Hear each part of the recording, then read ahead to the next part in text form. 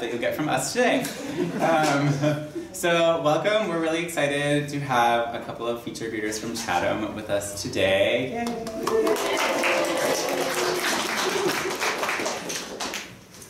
For those of you who have been to Speakeasy before, you know the drill. We will send around a sign-up sheet so that we are allowed to get money for all of the wonderful festivities.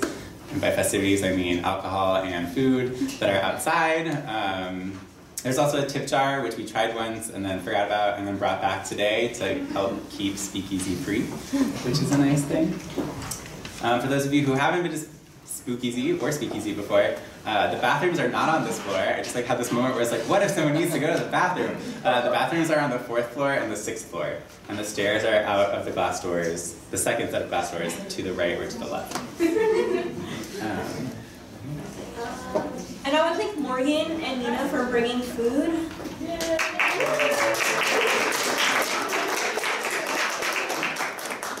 They're the real MVPs. Because pumpkin. But otherwise? So just the way that Spookeasy is set up, there will be an intermission after the first 3 readers. Because we have 6 readers tonight. Yeah. That's allowed to just sit straight through. Yeah. We don't trust your attention spans. So we're going to give you a break. Yeah, so we'll break in the middle, and yeah. And then we'll come back. Okay. And we eat food and drink things. And talk to each other. Like real people. I told you, this, the only thing we rehearsed was the opening thing. Yeah. And with that, I think we're going to get started. Yeah, so I will just sign it whenever. And if you don't want to sign it mid-reading, you can wait until the reading is done and pass it along whenever you see fit.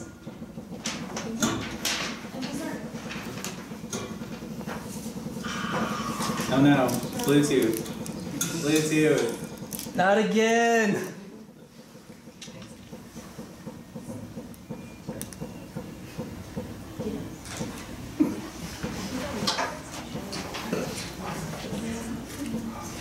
Gives you like levels of dimness. How's that? Okay, creative. Alright, so our first reader of the night is from Chatham. Her name is Kelsey Leach. And she is currently a second-year fiction writer in Chatham's MFA program. And she loves the opulent and hates scary movies.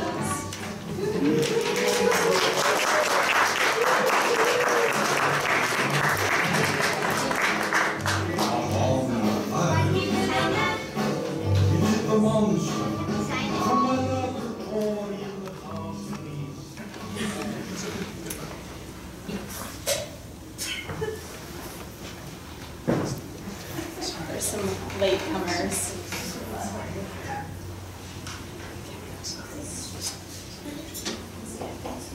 My name is Ada. I am one of the we. It is dusk. Before the last of the sun disappears from the treetops, before we can watch the yellow butter light slide from the leaves and cast them into deep green, it is time to draw the shades. The familiar gong sounds down to us from the cupola on the 12th floor. We each walk to our separate windows. Some of us untie drawstrings on velvet drapes. Others twist plastic rods so that the wooden blinds wink closed, pull nylon cords, and let the plastic Venetian blinds fall against the sill. Once we are safe, we release our breath, a chorus of hums. We discard our shoes in corners and close our doors softly to emerge a few minutes later, loose, pointed breasts hanging freely against our ribs. We like it here, away from them. We sleep at night. We like the white noise of the air conditioner in the summer, the ticking of the heater in the winter. We like to rise in the morning and walk through the dark house, dressed only in our nightgowns, watching the halos of light that border each window grow until the gong sounds again, telling us to let the light in. It was our mandate, after all, our choice to move inside. Everything we need is here. But there are those who grow anxious. They do not visit the painting room or the carpentry shop or even the martial arts studio. They do not dine with the rest of us. Instead, they choose to take their meals in their rooms, alone. During evening song, their voices are too faint to hear, and some do not sing at all. When the gong sounds at dusk, they are slow to their posts. They wander to their windows lazily, pushing against the air with their bodies, like snails moving through grass. They clutch their nylon cords and pretend their shades are stuck. They pull the cords first one way, then the other, buying time. They drink in the view of the world outside, the tawny meadow burning in the low-slung sun, the darkness of the bushes along the border of the forest. The anxious ones don't remember the days before, when things were so bad we could barely walk down the street, or eat an ice cream cone, or bend over to weed the garden without a swarm of eyes. God forbid if one of us chose to sit in a bar to drink a glass of wine alone. No sooner would she hook her heel over the stool's footrest than the air would be thick with the company of eyes, all following the sweep of her Achilles tendon, and almost always one of them would be so bold as to take the empty seat beside her. Rarely was she lucky enough to drain the last sip from her glass, place a bill on the counter, and disappear. The sun has gone below the hill, and a few clover heads stand out white against the meadow.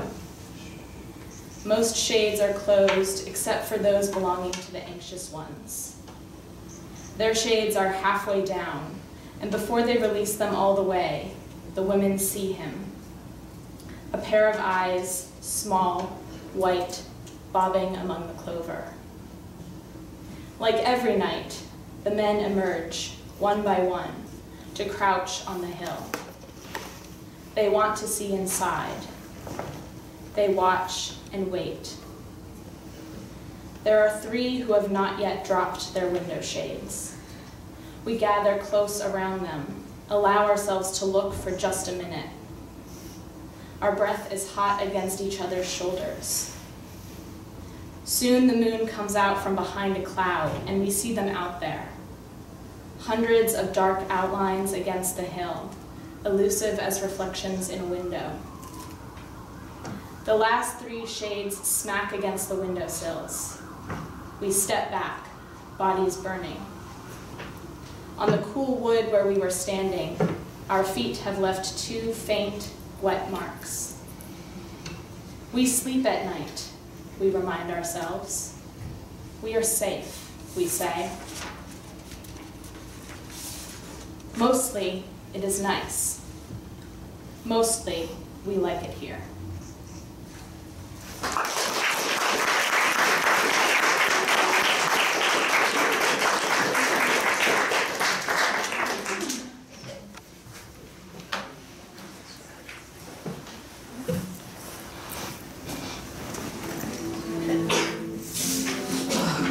Ain't getting nothing behind that camera.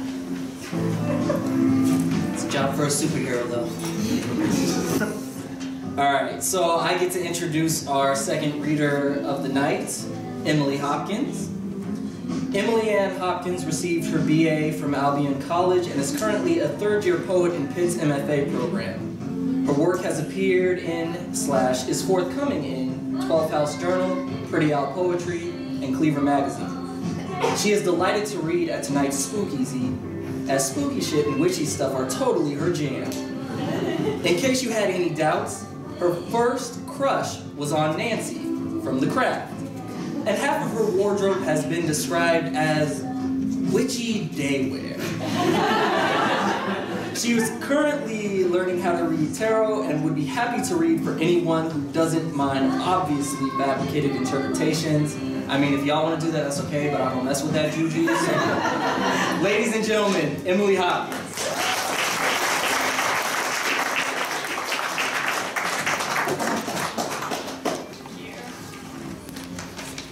So I'm gonna read some new stuff. Hopefully it's good. And the first thing that I'm gonna read is from a series that I'm working on that is in response to Titian's portrait of Danae, when the golden shower from Zeus is happening, for those of you who know those portraits. And it also has to do with tarot, which is why that was in my bio. But this is called A Heartache Spread for Danae. Do not worry. I pulled no bronze from the cut deck, no crate, no subterranean room. Instead, 7 of swords, greed and paranoia, but you knew that already.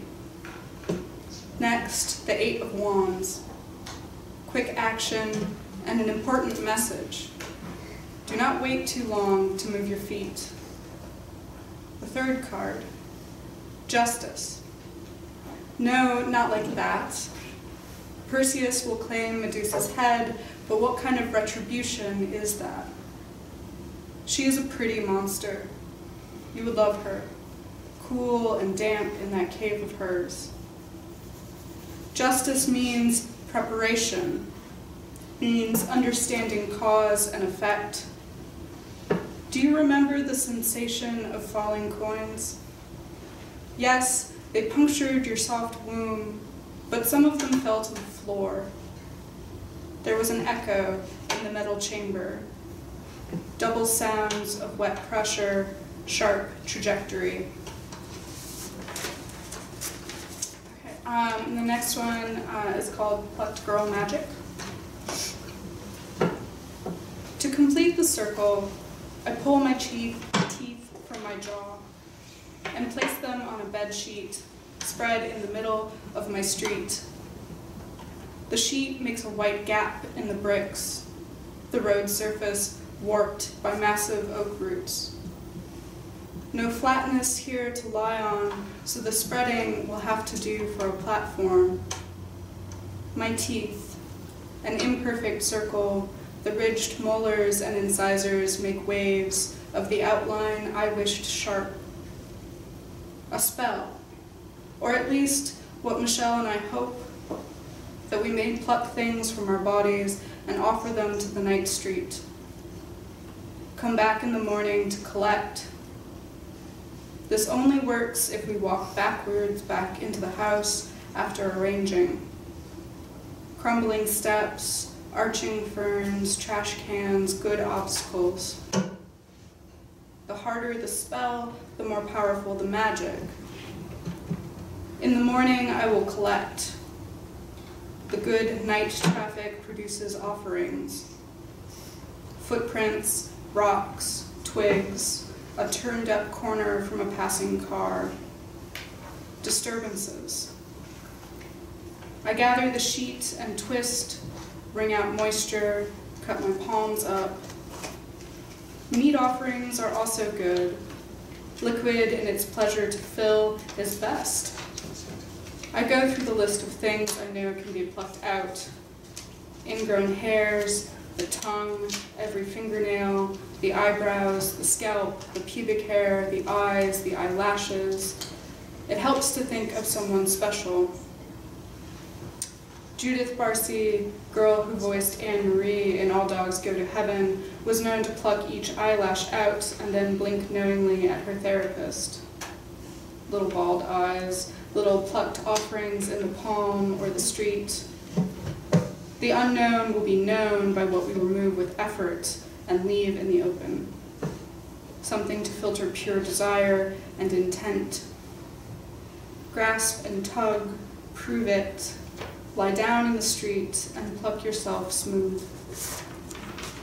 Okay, and then the last one that I'm going to read was actually written in response to watching Frankenstein, a horror movie, so I figured it's appropriate for Spookeasy. But this is called In Which the Monster is Familiar. The theorist says the girl is supposed to look at and identify with the monster. The page says a body is this, a body is that. The threat. internal, to the self. This must mean that the girl is external to everything. Mirrors reflect an independent movement. Impossible pleasure to watch her own closed eyes. A mask of lack, the nose missing and sharp contours. What double skin is this? The monster hands her a daisy, and she takes it into her mouth. The monster likes to see her well-fed. This moaning girl beast tells herself, your stitchy face is very lovely. The monster takes her into his arms and cradles her. He releases her to the water, a flightless thing. The girl, the monster, the water, pond scum, goose feather, the drag of hands through water. The monster knows wetness is internal to the self, makes masks of hair and clothing, softens the stitches. The girl's face opens. Thank you.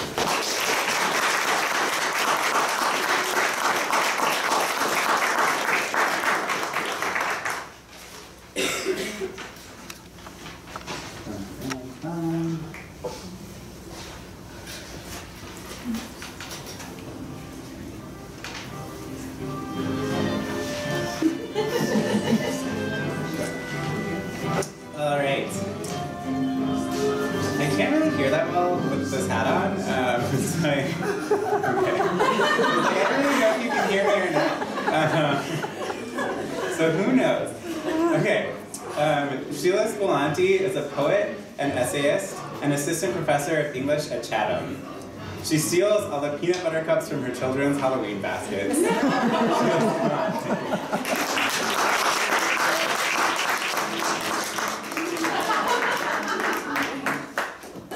Thanks for having me. I'm going to read some poems from a new series that I've been working on for the last 6 or 8 months about a character who I'm calling Round Baby. And somebody asked me to describe her recently, and I said, she's mostly human most of the time. So these are new, and this is the first time that most of them are seeing the dark of evening. Round Baby believes in ghosts, for Carol Ann. Baby believes in ghosts. Of course she does. She can feel, if not see, their misty outlines, their heat wave patterns rising from some energy field, their once corporal forms. Baby's ghosts belong to her. Ancestral and loving, she longs to touch their slim-cheeked faces. Grandfather, great-grandmother.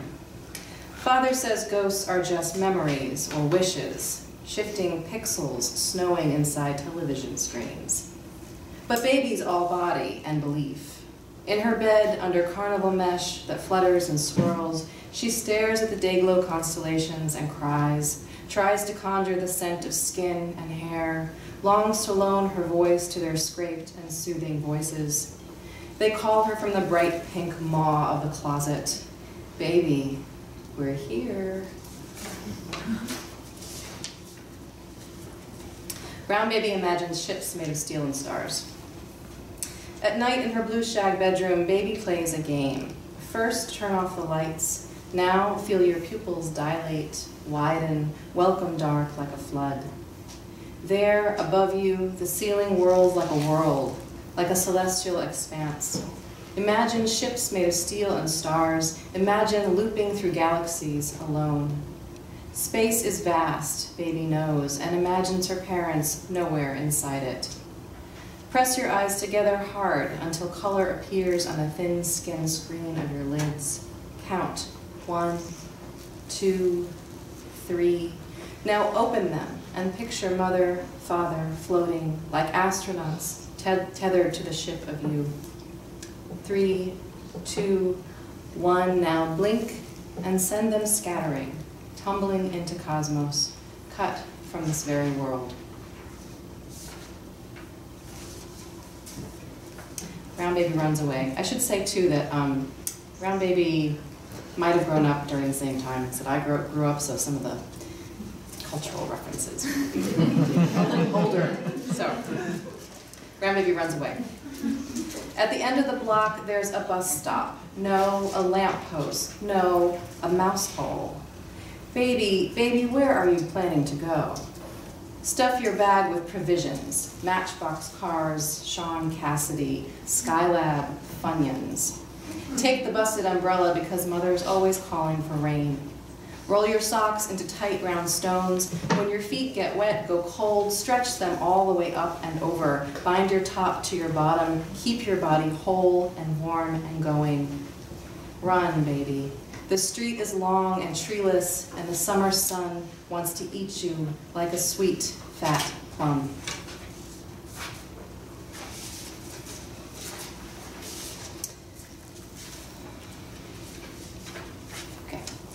Round Baby finds a bullet in the street. At first, she thinks it's a turtle, elliptical, tiny and smooth, creeping from the median across the asphalt, inching toward her where she squats on the hot sidewalk. She opens her palm to let it climb on. Come here, little cutie. Let me feed you 7 kinds of lettuce from mother's fridge. But wait, look closer. This morsel's movement's mechanical, inorganic. Don't move, baby. It's heading over. It's aiming straight and true. Just 2 more. This next one is, there's a reference in here that is part of the reason that my husband and I are married.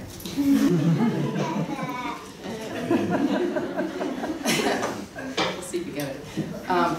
Okay, Round Baby screams at the idiot children. Not my idiot children. My children are not idiots. My children are wonderful. Whoops. Okay. It's the same dream babies had for weeks since seeing the movie where children survive the blast, only to throw open the shelter doors and sprint into atomic wind. They can't be held in. Another fallow field spotted with dying livestock, dark sky hot with particles, dim flick of chill sun. Everything's ending again, and the scene doesn't change, never shifts.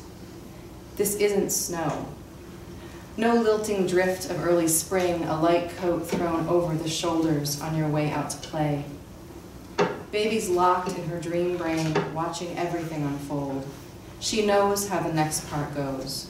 Dart left, then right, then jump over felled meat shells, ash piling high on their hides, into their loosening skin.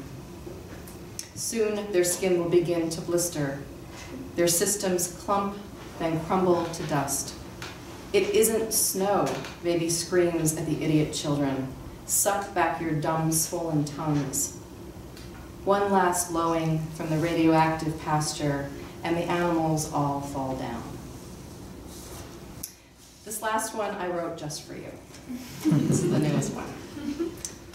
Round Baby eats apples laced with razor blades.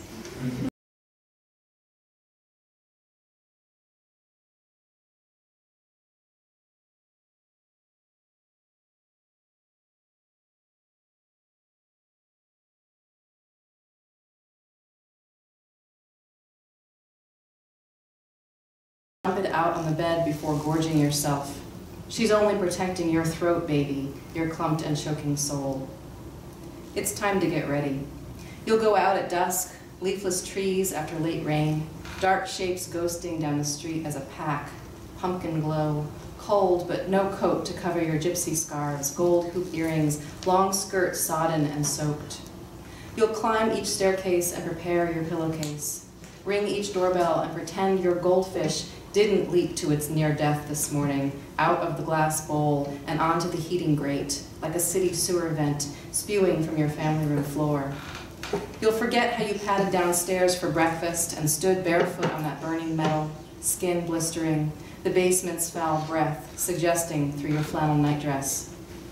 When it got too hot, you stepped off, back into your shivering skin. But there still lay your small, dumb pet. Forget how you saw its fin twitch and reached to bring it back to breathing, but reached too far and instead felt your finger flare with its own grim thought, how you gritted your milk teeth and flicked it through the waiting space between the beastly grates. It's getting late, baby. The porch lights on your block blink off, and your bags full of fruit, sour juiced and seeping, sliced through to the rotten core. Thanks.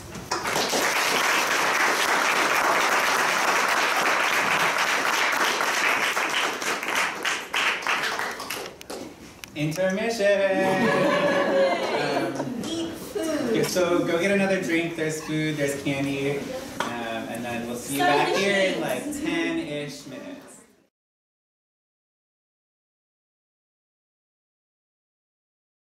Spookeasy time.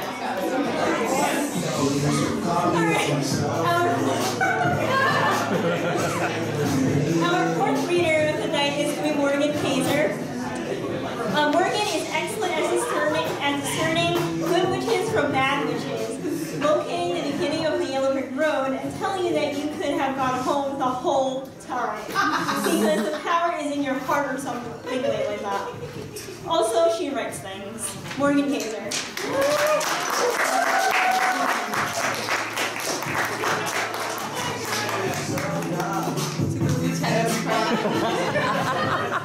I brought that up specifically for that. It was kind of lame. I was excited about it.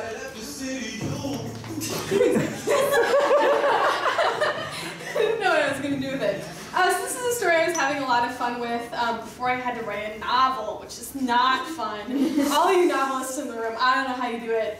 It was nice to get back to it. It's just something fun.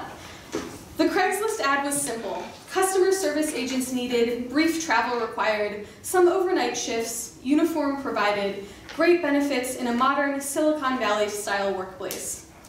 Tom appreciated its straightforwardness, found it refreshing compared to the pages of applications for companies that would never call him back. He'd sent a resume immediately and been called for an interview the very next day. So on a rainy October afternoon, dressed in a too small suit from high school Model UN and a tie that had gone to a Clark Kent costume, he found himself on the bad side of his Rust Belt town. This was where the old steel mills were. Most everything was boarded up now. The building whose address matched the one he'd scribbled down was old, and the black soot of industrialization coated the finials at the roofline and the cracks between the beige stone blocks. The giant steel doors, brown with age and exposure, seemed to creak open before he touched them. He took a deep breath and walked into a large atrium, bright and modern with all-white furnishings. "You must be Tom! So glad you're here!" A blonde woman in black robes, ragged and old-fashioned compared to the contemporary style all around them, strode towards him. Each time she took a step, he caught a brief glimpse of her pink pumps. "I'm Anne," she said, then shook his hand with more strength than any man he'd ever met, smiling the whole time. "Tom. Are you excited for your first day?" Her smile was in exactly the same position as before, painted on her face like a Barbie. He wasn't quite sure she was even blinking. "I thought this was just an interview." "Oh, well, you know, everything seemed to be in order, and you just look so nice. Why don't you follow me?" Tom nodded. He needed a job, after all, and followed her up a staircase lined with Where's Waldo posters and framed copies of those hidden illusion pictures they keep in dentists' offices. Upstairs, in a smaller but still bright and modern room, rows of men and women in black robes identical to Anne's sat at computer desks, typing away. In an urn next to the front door, the kind that usually held umbrellas, there was a tight bundle of scythes like a morbid bouquet. "So, what exactly is this job?" Tom asked. He wondered if it was a costume company, a Halloween horror house maybe? He'd seen an ad for one on TV. "This is the Grim Reaper headquarters." Tom laughed. The Reapers looked up from their computers in unison, then snapped their heads back down to their work. One got up, grabbed a scythe from this door, tapped it on the ground once, and vanished, like a magic trick, or real magic. Tom felt nauseous. "So you want me to... You'll be a Reaper." Tom had started to say that he didn't want to be a Reaper, but he needed a job. Those student loans, that credit card debt. He needed help. So he said, "I don't know how to be a Reaper." "Well, that's what I'm here for, silly." Anne clapped her hands. He half expected glitter to fly out of them, like when you slam two chalkboard erasers against each other and chalk dust flies out. "Each shift, you'll come in and get an assignment. That's what the Reapers are doing at the computers, getting their assignments and their paperwork. We'll keep it simple for you for the first few weeks, just one person a shift. But after a while, we'll bump you up. I was doing 4 an hour before I got promoted to management. Another Reaper came to the door, grabbed a scythe, and vanished. And how do I find the person once you tell me who it is? It'll just take you there, poof. When she said poof, she smiled wider. He hadn't thought it possible, and did jazz hands. Great. And once you get there, you'll just follow the script. Why don't you try it out? She handed him a piece of paper. Her nails were pink and sparkly. They looked sharp, like talons. Hello, insert name here, he started. Obviously, you'll insert their name there. I am the Grim Reaper. He paused. Wait, I don't say my name or anything, like on customer service hotlines? Hi, my name is Tom, how can I help you? No, you don't want any personal connection or questions. You're not really trying to help them at all, per se. You're just trying to get them through the process as quickly as possible. Great, okay, I'll start again. Hello, insert name here. I am the Grim Reaper. You have died of insert cause here. Do not be afraid. I will escort you to the after. Tom looked up, expecting Anne to frown, to criticize the script, to say something. The words seemed too short, too unfeeling, the do not be afraid, almost like a taunt. Wonderful, just perfect, Anne said, clapping her hands. So I read this thing and then take them, well, where exactly? What's the after? Back here. Anne crossed the conference room and stepped in front of a small door in the back. He would have guessed it was a supply closet. She turned to him, smiled, then opened it. Suddenly, a howling, screaming sound filled the room, like a train that's put on the brakes while going full speed. Tom looked through the door to see a swirling black vortex. Anne slammed the door shut. None of the Reapers had even looked up. There, you just chuck them in there. And what happens? Poof! She did the jazz hands again. But where do they go? Into the portal. More jazz hands. Yeah, but I mean, where does that go? Don't you worry about that, she said, smiling. Not quite your jurisdiction. Just think of it like a poof. Easy peasy. There, behind a crappy little door in a crappy little town, sat the answer to everything he'd ever learned in philosophy, all the ideas humanity had been obsessed with since the beginning of time, and all she could say was poof. He stared at her, unable to find words. Well, that's it for me. If you don't have any questions, we'll just go ahead and get you started. That's my only training. I find people learn best by doing. She winked. You ready? Tom nodded. The first Reaper who'd left was already back, holding a wriggling teenage boy in his hands. Hey man, stop, I don't want to. With a push from the Reaper, the boy tumbled into the portal. If he screamed, Tom couldn't hear it over the portal's own awful screaming. Tom stopped nodding. Tom gulped. Your first assignment is Kayla Kaminsky. Before she even finished saying the words, the sounds of the conference room began to fade. Tom felt a little dizzy. Tom thought he might throw up. Everything got blurry. He shut his eyes.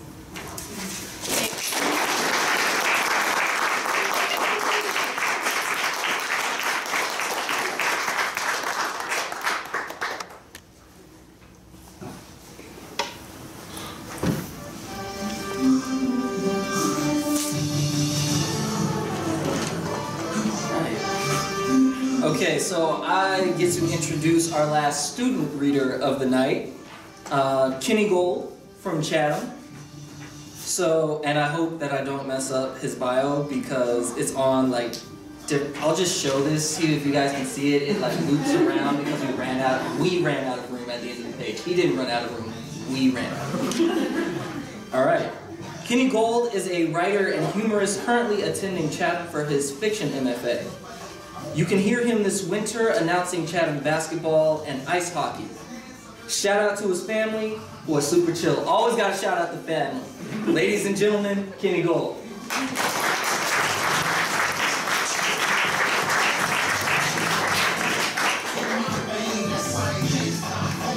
All right, what's up? I want to thank you all for being here and helping me fulfill my lifelong dream of playing a sold-out show at the Cathedral of Learning. This piece is dedicated to my brother Scott for asking me to write a scary story. All right, this piece is called Gehenna. When I think back now, there was nothing leading up to my uncle's suicide which suggested that anything was amiss, at least not more amiss than usual. Uncle Emmerich was strange, but we already known that.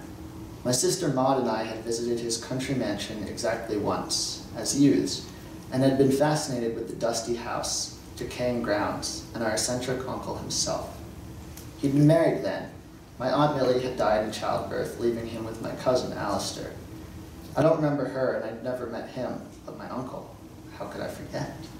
In front of a roaring fireplace, he told us of the night he'd spent in a moth-ridden sleeping bag on the floor of our family mausoleum, searching for evidence of the afterlife. Like ghosts, I'd asked. Are they real? His dark brown eyes blazed crimson in the light. Oh, very real, he said, puffing on his pipe. Very, very real. No, perhaps the only thing amiss about the whole incident was that Uncle Emmerich had invited us at all. Throughout our childhoods and well into adulthood, he existed only as a distant specter. I think both Maud and I surprised each other by accepting his invitation. I was a bit surprised that I'd accepted myself. But 2 weeks in the country sounded nice, as I'd only just managed to survive the post-New Year rush and wasn't excited about the prospect of another vacation spent rubbing shoulders at a Swiss chateau or private beach resort in Majorca. And I did want to meet my distant cousin. Maud, who'd been going through a series of fantastically abysmal relationships, probably had her own reasons for coming. A train took us out of London. During the ride, I looked over some papers while Maud read a novel. She rarely talked, even to me.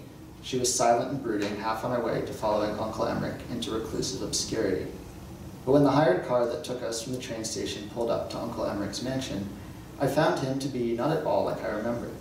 He was pleasant and gray-haired and jolly, his appearance invoking nostalgia for an imaginary era in British history where men wore coattails and women carried fans, when it was always Christmas and snowing lightly. Come in, he said, rushing to take Maud's valise. There was no doubt that he was my mother's brother. He bent and stared into her gray eyes. Ah, he said, just like Melissa's. And you, he looked at me, your mother's smile. I was so sorry to hear about her passing. Thank you for having us, Uncle Emmerich, I said, ignoring the fact that my mother had died over a decade before. I looked past him, my eyes drifting up the facade of his palatial Gothic mansion. Unlike most things seen as a child and viewed again through the eyes of an adult, the house was bigger, just as big as I'd remembered, perhaps bigger. Maud and I were both quite excited by your letter, I said, which, if not the whole truth, was close enough. We very much looked forward to seeing you again. My uncle chuckled. Of course, he said, clapping me on the shoulder. My, how you've grown. It's wonderful to have you both. He lifted Maud's valise and turned to the house. Alistair, he shouted, but there was no response. He shrugged. He's a bit shy, he said. You'll meet him soon enough. Uncle Emmerich gave us a tour of the house. It was grand and old and somewhat sad. In the many years since I'd seen the place, much of the furniture had been covered with white cloth, dusty and yellowed after years of disuse. And it was confusing, far more twisted than I remembered. Several hallways seemed to lead to nowhere, and stairs that should have gone to the attic stopped halfway to the ceiling. I got lost and disoriented several times, but Uncle Emmerich always pointed out the way with a chuckle and a clap of his hands, as if he found my confusion delightful. At Alistair's door, marked with a childish keep out sticker, my uncle knocked. Alistair, he said. When no one answered, he said more loudly, your cousins are here. They've come all the way from the city. Still, there was no response. We don't want to pressure him, Maud said demurely, casting her eyes toward the ground.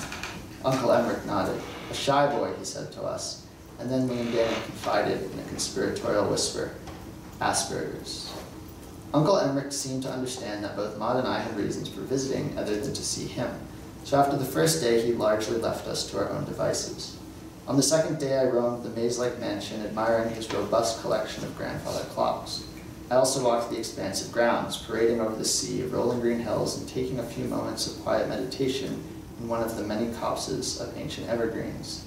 Maud spent her day in the solarium, writing notes in the margins of her novel. When we needed our uncle, we could find him in his book-filled study, where he was perpetually surrounded by a haze of pipe smoke, mumbling about death or dying or decay. My uncle had made a career writing about the afterlife, even publishing a strange book entitled Gehenna. I found a copy on the nightstand of my sumptuous quarters. It was bound in soft red leather that felt like human skin and stamped across the front in gold typography. On my third day at the mansion, I took to the solarium and perused several of the chapters. In light of my experiences, I think of the prologue. In 1935, Erwin Schrödinger came up with a famous thought experiment to demonstrate the quantum theory of superposition. which states that the act of observing something causes it to exist, my uncle wrote. To demonstrate his theory, Schrödinger talked about placing a cat in a steel box with a flask of poison, a Geiger counter, and a bit of radioactive material so small that, over the course of an hour, there was a 50% chance that the Geiger counter would pick up some radiation and a 50% chance that it would not. In the event that the counter detected radiation, the flask would shatter and the poison would kill the cat. Otherwise, the cat survived. There are two leading interpretations for this experiment, he continued.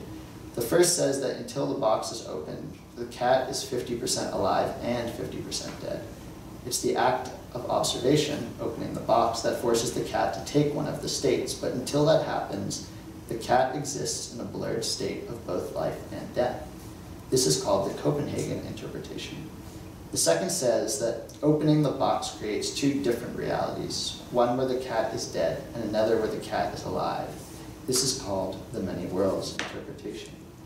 In this book, I present a third theory, a theory guaranteed to shatter convention and shake our conception of posthumous reality.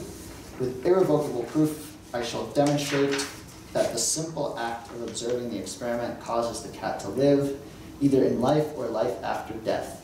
It is only when the cat is placed in the box and forgotten, alienated from any who might observe its passing, that the cat becomes doomed. For to make the transition without being observed, or at least remembered, is to enter the heinous, horrifying, otherworldly realm of Gehenna. And I'm going to stop there.